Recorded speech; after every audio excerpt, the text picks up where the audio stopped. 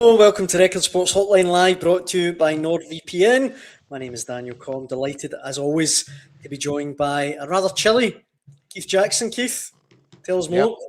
Cole Palmer in here. Unbelievably, after a year and a half of sweating in the studio sauna, we've finally got our own aircon done. It's a breakthrough moment. I, I I've might had to need, layer up. I might need to actually come in from the satellite office and It's sample like a it. fridge. Oh, it's magic. Luxury. Lovely. Well, hopefully there won't be any technical difficulties tonight either. Last night, Wow, what about that last night? I mean, that was. Can we start with an apology to everybody and a thank you for all of you that stuck with it, aye, because absolutely. that was an absolute car crash. It was funny because we started by saying, we've managed to get over the technical difficulties, and then you dropped it after Well, we 30 did really, seconds. because if you bear in mind, I was doing it off my laptop even then. Then we thought we were winning at that point. And I did panic a bit, and I thought, I'll just play a video. I saw that actually. I had to watch it back just to see how you handled it. I just went, oh, Keith's going, I let's thought you hear from the struggled. managers. You struggled. And I thought I was great. Let's leave it at that. You struggled. Where should we start? Well, in fact, I know we should start tonight. There's been a lot made in the last couple of See, days. see the wee look in your face when you thought you had to go into a monologue. Oh, it was horrible. Honestly, it was Oh horrible. man, I was thinking, it's too early to go to the videos. What did I do? And then I I thought, could almost see the cogs working in your mind, Dan. But listen, don't worry. You did really well. You handled it well, and then thanks. you just forgot that you were still producing at the end as well. I So, know, I couldn't play the thing. ah, like you, I mean, we've got no training here. We're basically flying by the seat of our pants. Nobody should have let us have this sort of control. That is a fair point. Um, on tonight's news, tonight's show, which I'm sure will Yeah. be smooth as silk. Mm. Also, actually, sorry. See, before we go on, I've had numerous texts. Do you remember the other day when I said, "Are you still fancying Hearts now that Celtic are coming up the rear?" Honestly, I've had so Yeah. many texts with that. I really need That's a bit. That's a bit of an all right in the night. to. Aye, I need to watch myself. Thanks. And McKenna says, "Well done, Dan. You saved it. Thanks, McKenna." But anyway, right, tonight's You show. did do McKenna. Lewis Ferguson, Keith. There's been a lot made since Rangers 2-1 defeat at Hearts on Monday night about the lack of Scots in the team. There was only two Scots in the squad. None started for Rangers. Could Lewis Ferguson be the man that kind of fills that void? I think he'll certainly be a person of interest to Rangers, but the problem is he'll be a person of interest to a great deal of other clubs as well. Um, Before he got his injury, remember before the Euros, and that was a real shame for him. At that point, he was Italy's voted Italy's best midfielder, best number 8 in Yep. Serie A. I know for a fact that Juventus, AC, Inter, and Napoli, among others, by the way, were really interested and had opened back channeling negotiations about a potential move for him that summer. And then obviously the injury comes. He missed the Euros. It set him back. I don't think he's quite recovered his rhythm since then.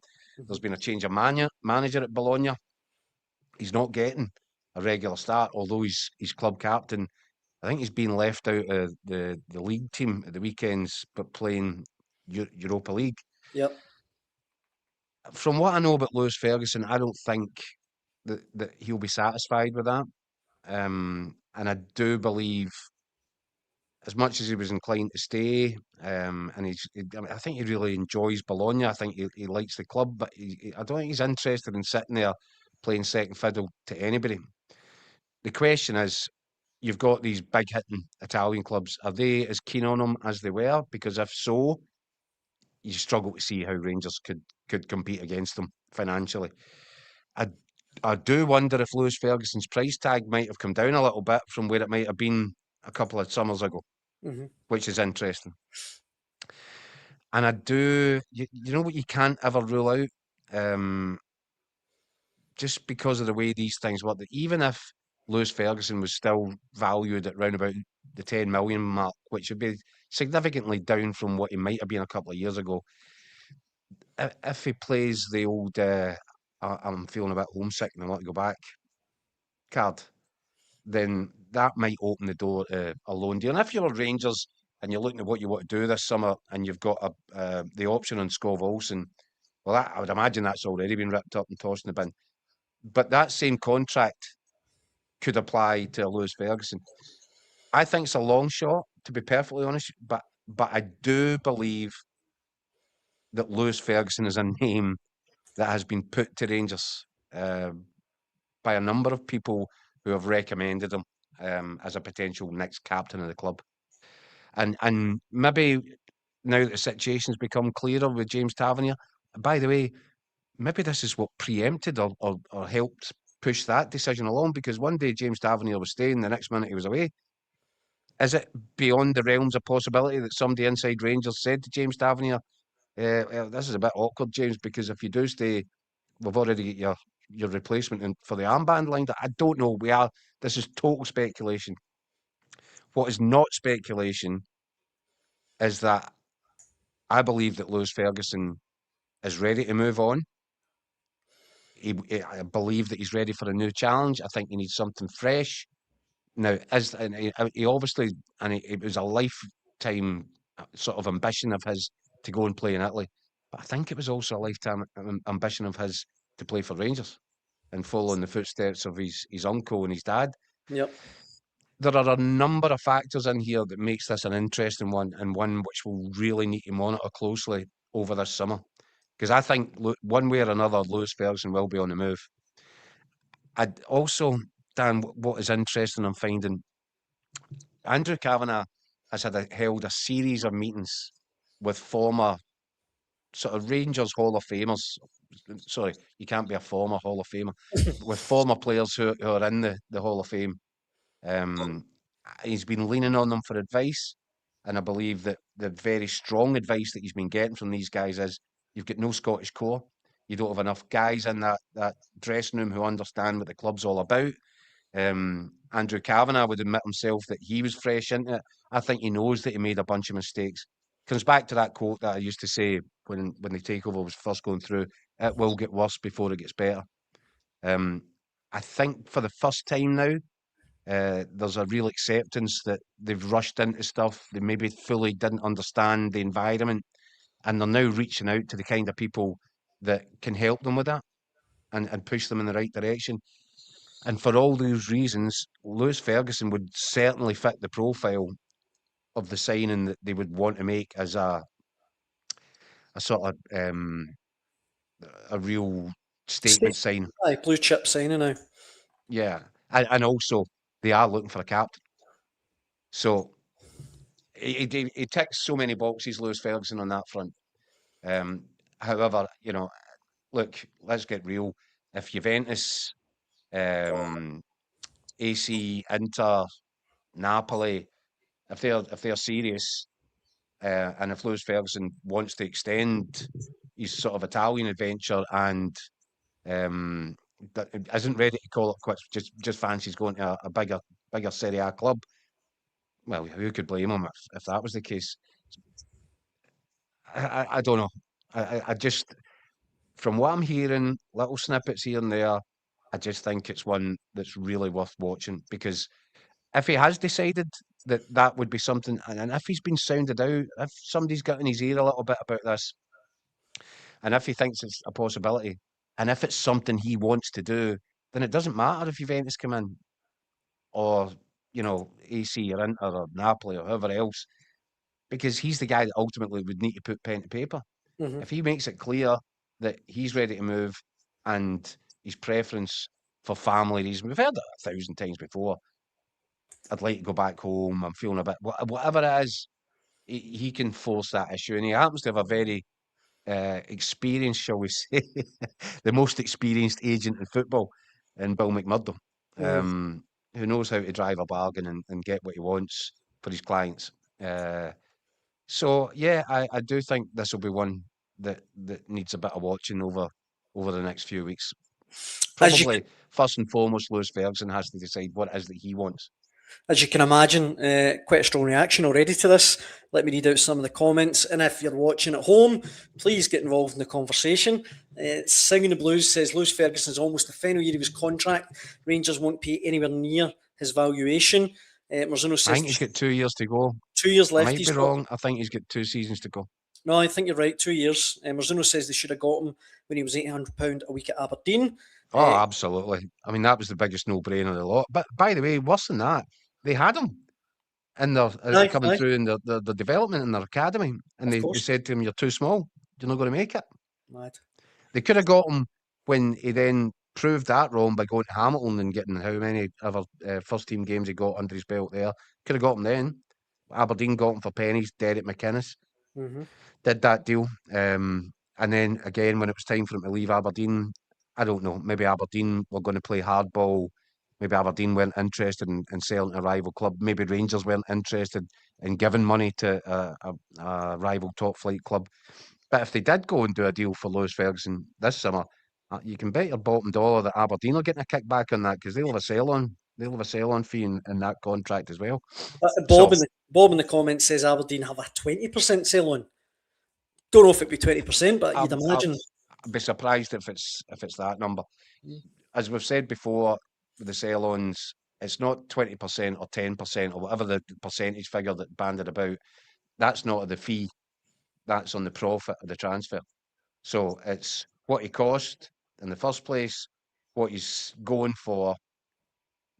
So what you're selling him for, what you bought him for, take that away, and whatever the percentage profit is, then or whatever the sort of sum of profit is, you then take a percentage of that. I think 20% sounds on the high end, if I'm honest. Mm-hmm. But that might be right because Bologna they certainly didn't lay out a massive transfer fee for him. What did they get him for? About 4 or 5 mil or something like that. 4 million, I think. Yeah. Singing the Blues says, give Lewis the armband like he's Uncle Barry. But plenty of people, Keith, are just getting stuck on the fact that how would Rangers afford them? Mark says Lewis Ferguson wouldn't come back to Scotland. He's playing in the top league. Juventus offered 20 million. Control Alt Lift says Lewis isn't going to Europa League draws against the mighty Celtic to Conference League next season with Rangers. When you look at the fact Rangers, could have in theory been spending 8-9 million in Scov Olsen this summer. They signed Chermiti That's for what I'm 8 saying. million. Whatever money you've set aside to finance the Scov Olsen deal, Aye. and it's a lot, it's a significant number in terms of wages and in terms of the actual transfer fee. If you could find a way of ripping that, and you can because it's an option, it's not a conditional, whereby they're obligated to put that deal through. I don't think there's anybody that's watched Scov Olsen that think for a single second that even if you negotiated down by 50%, that it would still make a good deal, a good bit of business for Rangers. It wouldn't. Um, so if you've got that money ring fest and set aside to finance Scov Olsen, can you find a way of just ripping up Scov Olsen's deal and taking the same offer to Bologna and to Lewis Ferguson in terms of wages and transfer? And maybe, as I said, maybe if Lewis Ferguson or his agent or whatever his camp said we want to come home, the boy just wants to get back, then maybe there is a way of negotiating an initial loan deal with an obligation to buy. But that's pretty far down the line. Aye. We're really heading into speculatory territory here. First and foremost, Lewis Ferguson is going to have to make a decision on where he sees his future. Because if it is in Italy, I don't think he'll be short of offers. I Aye. just don't think he's going to get the kind of offers that he would have got a couple of years ago. Yeah. Um, and I wonder if there's a part of him now that feels he's scratched that itch. He's done it. He always wanted to do it. He's done it. He's now, I don't know, what age is Lewis? 26. 20, 26. He's now at an age where if he actually really wanted to be part of the family dynasty at Rangers, well, 26, he's got a long crack at it then, hasn't he? If he wanted, if he saw himself having an extended period at Rangers. Bear in mind, people will have their own opinions, but look what happened to Kieran Tierney. Kieran Tierney went to Arsenal, £25 million. He came back in a free transfer. Because why did he do that? He could have pick a clubs. Okay, he wasn't get a game at Arsenal. He could have stayed in the English Premier League. He could He have had a gone to lot a of number of offers. clubs. He had a lot of Could have offers. gone to a number of clubs across the continent. But there was an emotional tie, an emotional pull. And something like that might factor into Lewis Ferguson's head. Although you would have to say that the one thing that might count against that is how does he feel about the fact that Rangers told him he would never make it in the first place? Is he holding a grudge about that? Mm. Who knows? Well, look, Keith, it's not that I'm bored by your presence, but I'm going to bring in two of our illustrious colleagues now, Ross Pilcher and Ryan McDonald. Guys, how are you? All right, Dan. Thank you very much for joining us. Appreciate it. No problem, Danny, man. All good. It's good to see you both. I've got you guys on. Go on, Keith. It's the title showdown between these two now, isn't it? Well, I think the best place for us to start is maybe with yourself, Pilch, because we caught up with you at Tynecastle the other night. We were talking about from the Hearts' perspective, where does this leave them? And obviously we know that massive game on Saturday night. But a few days on, how do you see it now? Not massively different in that it's gone from a 3-horse race to a 2-horse race. It doesn't really change Hearts' requirements now. You're just on to another absolutely massive game on Saturday night. I do think this weekend... Pilch, you sound as if you've done a bit of a come down. You were buzzing, you were high as a kite after the final whistle the other night. You're now... Don't start kind of getting worried about it and starting to find negatives. Just enjoy the ride. Jacko, I'm trying. I was straight into vaccinations for a 4-month-old, so it's been a come and get away from this. Talk about football to get away from it, and there's no working this season. So how are you feeling then? Is it a nervousness? Is it a sense of anticipation through Edinburgh right now? I got the feeling in that first half, Pilch, so many nervous people inside that stadium. Yeah. You could sense that as well. I think especially when Rangers played the way they did the first half, then there's that massive release at full time. Everybody's on a high for kind of the next 24 hours. But I think the last couple of days, the thing, right, park that, we need to go to Motherwell and win, is, that's kind of the only thought in fans' minds now, I think. And it's almost the closer it gets, the more nervous, the more worried they are that if this now gets taken away at this stage, I think had they fallen out of it maybe a few weeks ago, it's maybe easier to handle. If you're getting this close and then something goes wrong, I think that's the big worry. But I do think after this weekend we'll probably have as clear a picture as we have had up until now, especially after the Old Firm on Sunday, because there's still so many permutations. But I think the good thing for Hearts and their fans after Monday night is now, I think worst case scenario for them is they have a chance to win it at Celtic on the last day. They can't be out of it before then. Is this residual scar tissue, Pilch, from 1986? Is it still? Is it just ingrained into the fans, into the whole club? Yeah, I wouldn't say hell of a pessimistic here. I think if this was any other non-Old Firm club in this situation, the fact that no one's really done it for so long, you're always going to have those nagging doubts. I wouldn't say it's for fans of a certain age. Of course, 1986 is always going to be in the back of their minds, but that's 40 years ago now. Yeah. I think it's just nervousness because Hearts fans haven't really been in this position before, and it's not so much the current Celtic team they're worried about. It's more the concept of going up against Celtic for a league title. It's just the thought of that, regardless of you look at the form, you look at how Celtic have done this season, how they've been playing recently, whether they've been blowing teams away or not. It's just that idea of we're fighting Celtic here. This is they always win the league title. I think it's just an easy assumption to make. So I think there is anticipation, but I think because they are so close now, there's that growing feeling in the back of the mind of we've come this far. It can't get away from us now. And all the talk last few days has been about Hearts, but Ryan, Celtic are still in this fight, and I've actually heard it talked about a lot that if Celtic win at the weekend, may not obviously win the title then, but it will secure second place. It will secure a spot in the Champions League qualifiers and condemn Rangers to third, which is pretty big. Yeah, definitely. I mean, that'd be monumental for Celtic to somehow. I mean, the Champions League looked a distant thought not so long ago. Looked like Celtic might have been destined for the Europa Conference League, but if they win, like you correctly say, Dan, on Sunday, then they will clinch a Champions League place at the very least. I think they'll go into the second round qualifiers.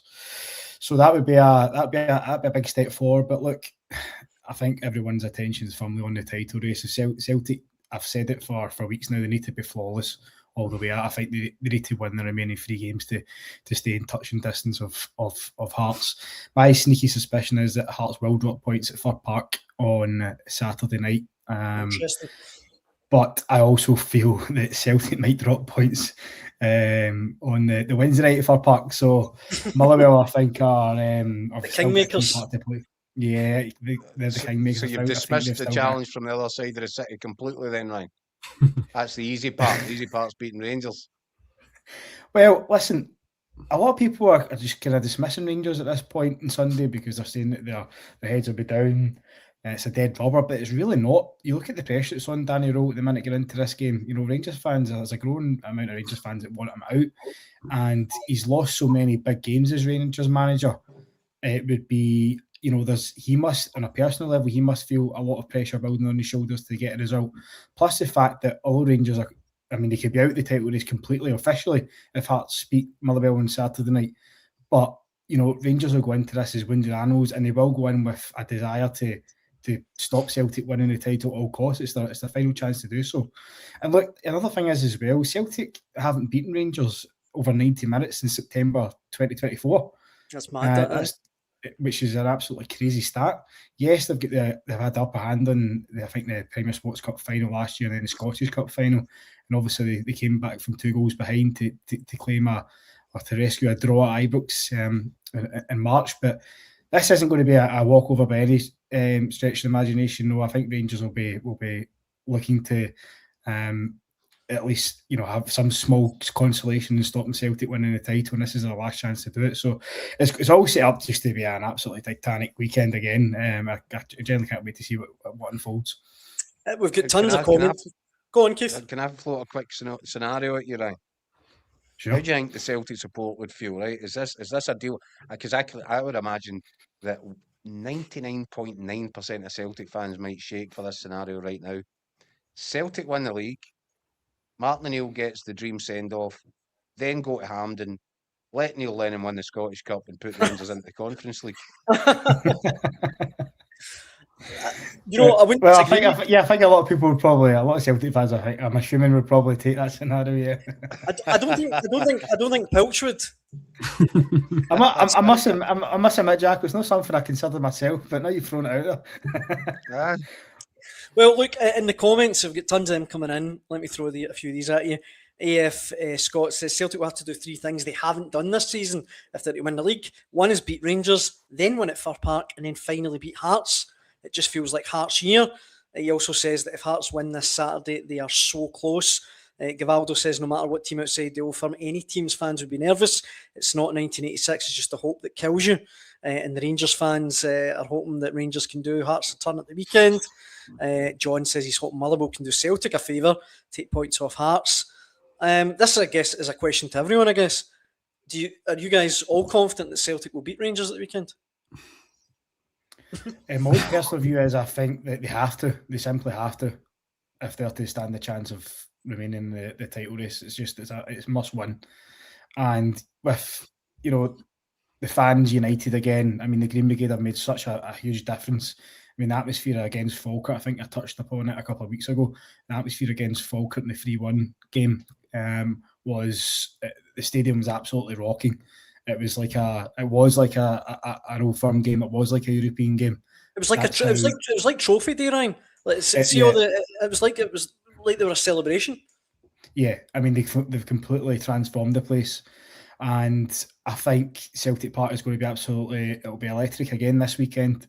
The fans will be going in with so much expectation, and knowing that a win could potentially take them a massive step forward towards the title. So I think just with all the expectation, I think with the feel-good factor back at Celtic, you would expect them to. I don't think it'll be. You know, I don't think it's going to be a 2 or 3 goals victory. I think it will be another narrow win, another nervy ending to the game, and Celtic will probably just. My hunch is that Celtic will just about grind it out. And at this point, you know, I asked Martin O'Neill a couple of weeks ago, are you thinking about goal difference? Because, you know, fans of a certain generation will remember Celtic losing the title in 2003 in goal difference. And you just wonder if it's written the stars that Martin O'Neill was going to suffer a similar fate 22 years or 23 years on.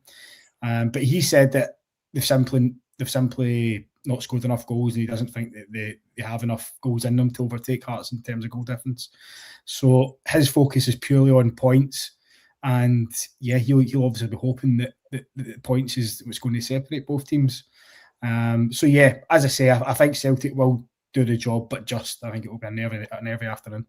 I think I don't know if Ryan agrees, but Saturday night, what happens at Fir Park could have a big kind of bearing on the psychology the next day. If Hearts take all 3 points, that's Celtic knowing they have to be perfect just to stay in with a chance to take it to the last day.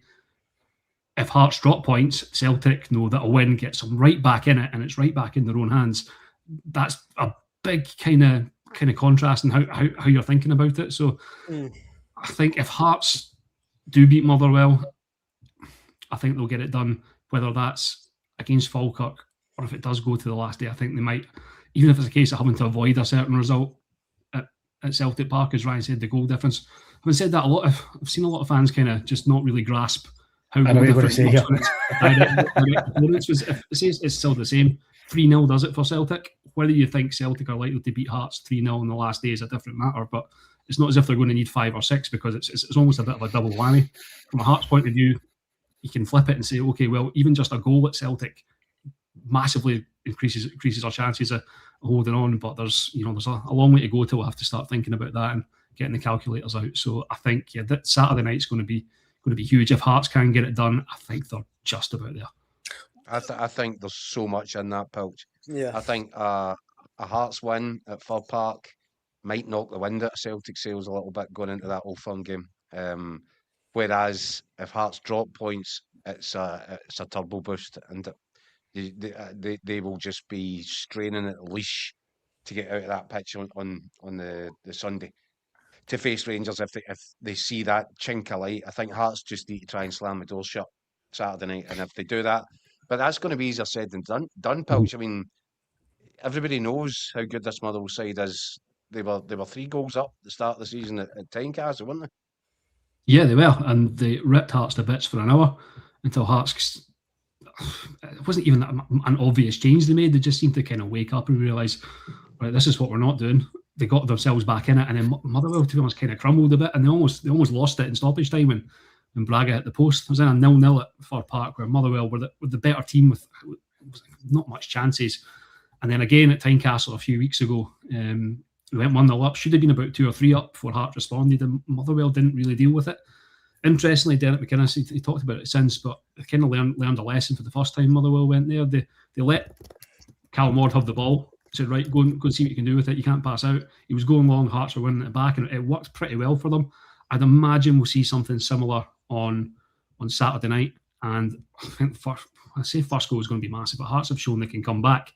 But if they do go down 1-0 down on Saturday night, knowing what's coming in the next few days, that's a slightly different type of pressure. But it's fascinating. It's a really difficult one to call. I think if Hearts get the first goal, I think they'll be like, right, this is it. We have it in our hands now. I think that could be massive. But it's worth pointing out, Hearts only team Motherwell haven't beat out of all 12. Aye, in the league. Yeah, that's right. Yeah. So there's all these kind of little kind of subplots and things going ahead of it, and it's so hard to call. I mean, I don't want to put the fear on you, Pilch, but what I would say Yes, is, you do. what I would say is everyone, I think, would have expected Hearts to drop points at either Easter Road, at home to Rangers, or away to Fir Park. If they can somehow complete those 3 fixtures and come out the other end unscathed, what I would say is I still think that Falkirk could pose a serious threat. Midweeks, people are forgetting about Falkirk. Falkirk were outstanding at the weekend when they beat Motherwell 1-0, and John McGlynn rightly is been shortlisted, or was shortlisted for Massive the first season of Rose as manager of the year contender. So look, I wouldn't, I think it obviously clearly it would be a monumental result, a monumental victory for Hearts to win at Fir Park. But again, I don't think Falkirk are going to roll over to Hearts. Have already knocked him out the Scottish Cup at Tynecastle. So that will be, I mean, and then can you imagine the pressure getting into that game as well, with, having got 9 points out of 9, there'll be so much expectation at home as well. Last home fixture of the game to win that. It'll be a real kind of psychological battle for Hearts as well. So Yeah, I think I do believe there's a couple more twists to go. I just wonder, how it's going to go. That was honestly going to be my next point. Falkirk are the only team to win, albeit on penalties at Tynecastle all season. It's not a gimme, especially if there is Hearts going to knowing how they can win the league. The pressure will be massive, but I just think the fact that it's at Tynecastle and when it boils down to it, it's beat a side you've beaten already 3 times this season in the league to clinch it. I think they would have bitten your hand off for that. There's just something about Hearts at Tynecastle this year, but they have to win on Saturday to make sure they're in that situation. Ryan, can you not put your hand in your heart and just admit it that Hearts deserve to win this title? I mean, they're top of the league for how many weeks? I've lost count now. Pilcher will probably be able to tell me. I read something the other day. I think it's 31 match days they've been top of the league, which is absolutely astonishing. Like for Scottish football, clearly it would be an incredible storyline for Hearts to win the league and end the Celtic Rangers stranglehold in Scottish football. But I've said for the last 5 weeks, I think I actually might have said in this programme, and when Celtic looked down and out, that I still thought they would win a double. And I think I remember yourself, Jacko, and Scotty laughing that one off. So we've got this far. So do you know what? I'm going to stick with that prediction. You've made a mistake there, Ryan. Look at no, me. you're spot on, Ryan. I remember too old, too experienced, too long in the tooth ever to write off Mark O'Neill. I see what's happening here. I'm also a journalist, and sometimes as journalists, you see this thing developing where it's almost there's something taking on its own life form, a story that shouldn't be possible, and somehow it feels as if it's fated. And there's a big element of that with Martin O'Neill, and there always has been. So I would have never dismissed that idea. And week by week, even though I would have said the percentage chance of it happening might not have been so big back then, week by week, you've got to the point where it is 100% a possibility. Whether or not it's a probability, I don't think so. I still think that this title's there for Hearts. And I actually do believe that Hearts will, with the momentum that they got from beating Rangers, I think they'll just about have enough to go to Fir Park, but it's got to be another nervous night. But I do think, and I also, John McGlynn had real difficulties against Jens Bertolaescu in his first game, and he worked in the first half. He admits, Falkirk admit, they were played off the pitch the way that Motherwell have done to so many teams. McGlynn worked out a formula at half-time, implemented it for the second half, steadied everything. And I think there is enough, there's starting to be a build-up of evidence that the better managers can work Motherwell out and work out how to negate them. And I think that Derek McInnes is in that camp. I think as one of the comments said there, Derek McInnes, after that kind of frightening collapse in the first meeting at Tynecastle, I don't think Motherwell have had the same kind of upper hand. And I think that's down to Derek McInnes working out how to play against it. So does he phone John McGlynn instead of Alex Ferguson this weekend? Maybe a good shout. Who knows, Pilch? Who knows? Before I let you guys get away, let me throw a few more comments at you. Green Machine says, after getting beaten by Hearts, it's a chance Rohl has lost the dressing room with his tinkering of the team and system. Your low Muppets, Rangers man, he says, we're out for revenge at Parkhead, winning at all costs. John says, our Heart's going to Hibs it in the final furlongs. James says, Rohl needs to win at Parkhead, or I truly believe he's finished. Sure, he might survive the summer, but the first banana skin in August, it'll be the annual rinse and repeat in October. And Henrik McLarson says, Martin O'Neill wins this league, just start the canonisation process immediately. and he also asks, is this a bigger deal than Leicester if Hearts win the Premiership? We've talked about it, Keith. I can't remember where you stand on it though. I said yes. Aye, I think it's probably. Yes. I agree. Aye. Yeah. I just think it would be one of the most incredible stories from any league all across Europe. Funnily enough, Tony Bloom was involved in the other one that was ranked up with it. I'm not for a second saying it would be anywhere near as astonishing if Celtic won it, but if Celtic, Ryan, do pull this off, Celtic won a 15th title out of 16. no, but Miracles, no miracles. it'll be the season they won it without a striker. Do you know what I mean? With all the managerial changes, it would still be pretty remarkable if Martin O'Neill. It would be remarkable.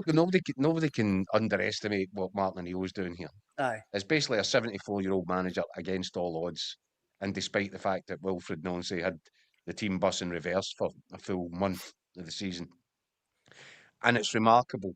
And No there is help this in January.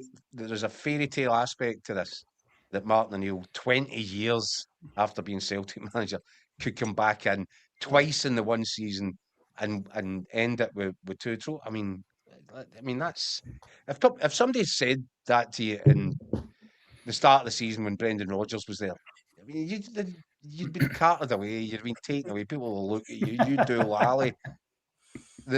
People would have been questioning your mental health, because this came from nowhere, and now it's here and it's so close to the finish line. So what would say about that? what would say but about it's Martin O'Neill not. is- But it's not. It can't be regarded as a miracle. This No, is of the course. wealthiest club in Scotland, Aye. a club that's been dominating Scottish football for consistently now the best part of 2 decades. There's no miracle about that. It's a No. miracle that Celtic have got themselves into such a mess that they needed to resort to where they've had to resort to. But then it's a fairy tale finish potentially for Martin O'Neill. But there's no doubt about it. It's not even close. Doesn't even get the same ballpark as a Hearts title. What I would say about Martin O'Neill is I don't think there's any other manager Celtic could have turned to that would have galvanised the club the way he has. He's got the fans on side. Yeah, the football may not be pretty, but he's grinding out results. He's dragged Celtic back into the title race. He's beat Rangers or dumped Rangers out of 2 cup competitions. They've still got a chance of winning a double. And look, I've heard so many times people saying that this is the worst Celtic team in a generation. It's the worst January transfer window. And yeah, they might have a point, but look, this Celtic team, I think, for all they might be limited in quality, I think they're giving, they're giving all they can for the cause. They're giving every last ounce of energy they've got to help Celtic kind of get to the finishing line. If we look at the last minute winners, they've scored around about the winter time, and I just feel that you can't count Celtic out of this minute or at any point, especially when Martin O'Neill's at the helm. And of course, Celtic are the only team that's won up until this point all their split fixtures, all 5 split fixtures in previous seasons. So I think they're the only club to have done it. Obviously, Hearts are on course to do that this season as well, which Pilcher I'm sure will remind me of. But look, I think Martin O'Neill's done a remarkable job, and if a 74-year-old man can come in and rescue the season and somehow leave with a double, I think it would be a remarkable achievement. But yeah, I wouldn't use the word a miracle worker. Sorry, I was just laughing at the idea of Hibs fan Dougray Scott starring in a Hearts title biopic. It's a good comment on it, Henrik Larson. And also one as well from Singing the Blues. He says, don't fall for Keith's mischievous rants. Celtic fans, he's building you up for the impending meltdown. He knows what he's doing. The very last thing, guys, before I let you go, I want predictions in both games from both of you. Ryan, Celtic against Rangers and Motherwell Hearts. How's it going to go? I'm going to go for Celtic 2, Rangers 1, and I'll go for Motherwell 2, Hearts 2. Pilch? Motherwell 0, Hearts 1, Celtic 2, Rangers 2. Interesting. Keith, well, I might as well go for the whole bingo card. Well, I'll keep mine back. All right, okay. I'll keep mine back till what day are we on now? Wednesday. Sunday night. Why don't I answer that question tomorrow night, Dan? Aye, that's Give me 24 hours thinking time. Last show before the weekend tomorrow night. That makes sense. Guys, absolute pleasure having you on as always. Thanks so much. And thanks for joining us in the Hotline Live. I was going to say something else there, but I've forgotten. I'll catch up with you later if I remember what it was. True professional I am. But I thanks, think you're guys. probably saying we're all off to watch Bayern Munich versus PSG. I was going to say that. I was going to say that. Let's hope for another 9-goal Biggest game of the week. Cheers, guys. Much appreciated. Cheers. Cheers, Dan. Cheers, Jacob. Boys. Pilch and Ryan there. Very good of them to come on. A lot of good points. I would, And some bad ones too. I think personally, for what it's worth, someone in the comments there saying, got off the fence, Daniel. I can't see Hearts blowing it from here. I really can't. I know Well, Motherwell you are a what, Dan, tricky team, but Motherwell and I tell you Falkirk. what, Dan, I'm going to set you a challenge. I'm going to give you 24 hours as well. Right, So okay. tomorrow night, you're going to come back and you're going to give me your. In fact, let's set a wee challenge, right? Right. For the 3 games that are still to go in the league, let's give our score predictions ahead of time, all tomorrow night. How's that sound? I'll do up a nice wee graphic as well. Perfect. Right, okay. Last thing you mentioned, the Champions League, Arsenal in the final, big achievement for them, really big. Yeah. And Scott McDermott tipped them to win it at the start of the season on this show. Yeah, I tipped PSG. Nah, he did. Do you think I'm they'll get happier through? with I'm happier with my bet than he is with his. I take it you The think only they- way the only hope Arsenal have got if they get PSG in the final is to try and bore them to submission. Aye. Basically, the best 2 teams are playing in this semi-final, and that was proven last week. It was just ridiculous, that game of football. Aye. And I think we might get something similar tonight, just an absolute basketball match. But you think Paris will get through? I do. I probably agree with you. I was I going to do. try and And disagree just for yet- a laugh, but And I'm afraid once again for the second season, I'm not afraid because I just love watching them. They're the best side in Europe for the second season of trot. I think by a distance. aye. No, I agree. I think they'll end up. Remember last season they won the Champions League final 5-0? Yeah. I think it could be something similar if they get. Well, if they it's get been that. a similar story for them. The slow start again Aye. to pick up momentum going through the campaign. They're absolutely on fire. They're just a brilliant watch. So yeah, I'm thoroughly looking forward to watching that tonight. Well, that's one of the things we can talk about in tomorrow's show. But for tonight, that brings us to the end. Thank you very much for joining us and all the comments as ever. Massively appreciate it. Thank you so much to Ryan McDonald and to Ross Pilcher as well. And to you, Keith, it's always a pleasure. See you tomorrow, Dan. We'll be back at 6 p.m. tomorrow. Hope you can join us then. Cheers.